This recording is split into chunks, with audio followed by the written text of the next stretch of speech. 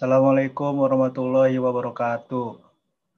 Nama saya Ahmad Mujahid, nomor NPM 2054151006.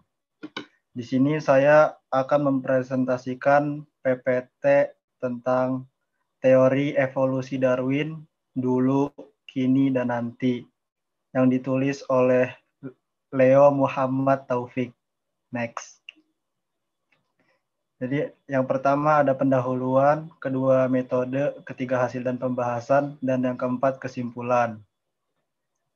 Next, pendahuluan. Evolusi menjadi bahan perdebatan sekaligus mengundang penolakan dari berbagai golongan, terutama golongan agamawan. Evolusi dianggap bertentangan dengan dalil yang tercantum dalam kitab suci yang diyakini. Next.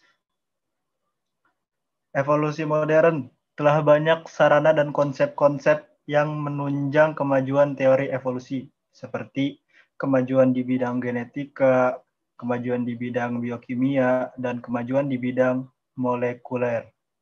Lalu evolusi tidak diragukan pertanggungjawabannya secara ilmiah, karena perkembangan teknologi komputer dan informatika semakin banyak bukti sama dengan semakin besar pencerahan yang tidak bisa diingkari.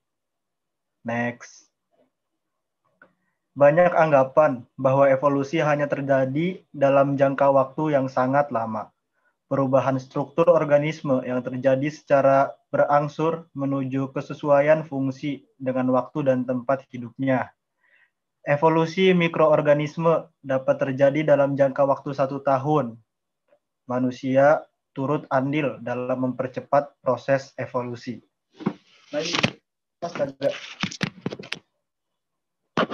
Teori evolusi memberikan pandangan baru cara menyikapi evolusi mikroba dalam jangka waktu yang singkat. Contohnya, dokter tidak akan memberikan antibiotik kepada pasiennya sampai benar-benar diketahui kalau pasiennya terinfeksi jenis bakteri spesifik.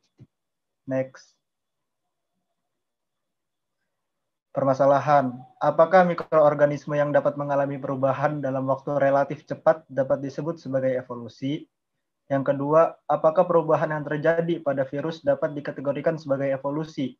Jika dalam hitungan beberapa tahun saja, virus dapat mengalami evolusi. Jadi berapakah batasan waktu yang dibutuhkan terjadinya evolusi makhluk hidup? Next. Metode.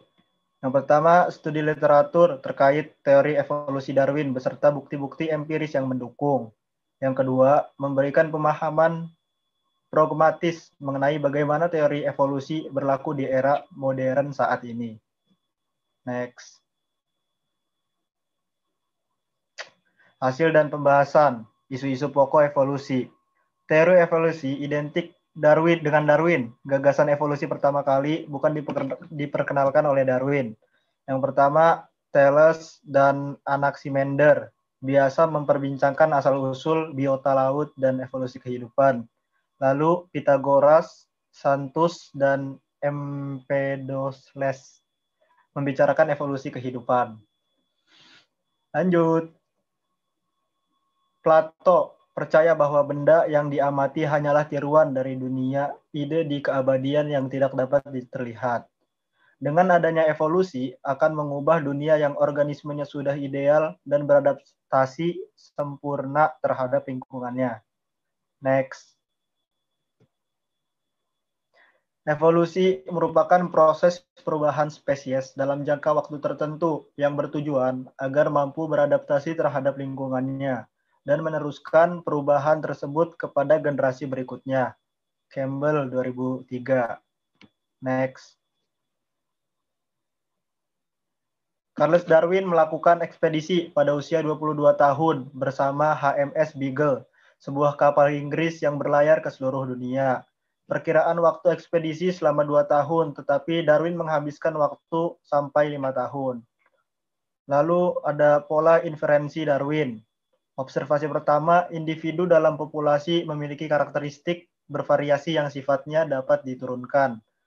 Observasi kedua, organisme memproduksi keturunan lebih daripada daya lingkungan.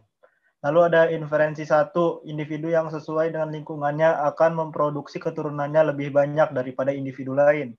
Lalu ada inferensi 2, seiring waktu sifat yang menguntungkan akan terakumulasi dalam populasi. Next. Beberapa langkah mekanisme seleksi alam sebagai mekanisme perubahan evolusioner sebagai berikut. Yang pertama, anggota populasi memiliki variasi sifat yang akan melewati proses seleksi alam. Yang kedua, anggota populasi yang mampu bertahan hidup akan mampu melakukan reproduksi dengan membawa sifat unggul daripada individu lain. Yang ketiga, seiring berjalan waktu, proporsi sifat yang menguntungkan akan meningkat dalam populasi dan yang tidak memiliki sifat tersebut akan musnah. Next. Seleksi alam merupakan proses yang terus berlangsung karena lingkungan terus berubah.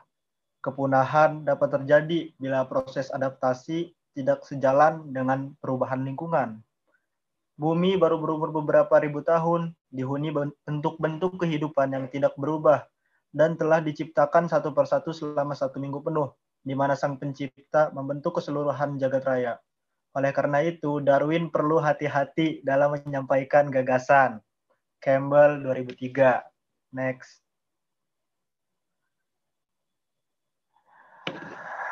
Biologi di Eropa dan Amerika didominasi oleh teologi alami, suatu filosofi yang dikhususkan pada penemuan rencana Sang Pencipta dengan mempelajari alam.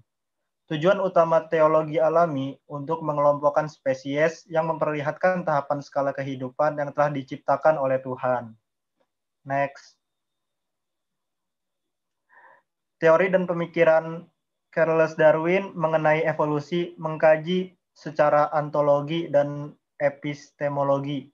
Karena hasil pemikirannya berdasarkan pengamatan yang ia lakukan, lalu dianalisa, muncullah konsep adaptasi dan seleksi alam. Seperti berikut, data-data empiris, lalu dapat diobservasi secara nyata dan dibuktikan secara ilmiah. Next.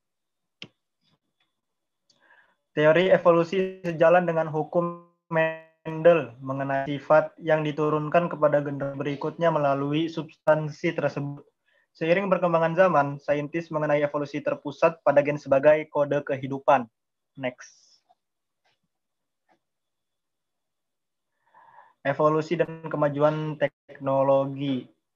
Teori evolusi Darwin menjadi landasan bagi teori evolusi modern, termasuk rekayasa genetika. Melalui rekayasa genetik, manusia berkontribusi dalam mempercepat proses evolusi. Genetik material organisme hasil penggunaan teknologi terkait proses mutasi genetik yang mengarah pada evolusi. Next. Kesimpulan. Yang pertama, teori evolusi Darwin membantu dalam menerangkan pemikiran mengenai evolusi. Yang kedua, teori evolusi Darwin ditunjang dengan berbagai bukti empiris dan diperkuat dengan teori lain. Yang ketiga, evolusi lebih tepat digunakan dalam menjelaskan keberagaman makhluk hidup daripada kata revolusi. Yang keempat, teori Darwin menitikberatkan pada proses seleksi alam dan adaptasi. Dan yang terakhir, aksiologi perlu diperdalam terkait isu penggunaan di tengah masyarakat agamis. Mungkin itu saja kesimpulan dari PPT tersebut. Maaf jika ada kesalahan. Wassalamualaikum warahmatullahi wabarakatuh.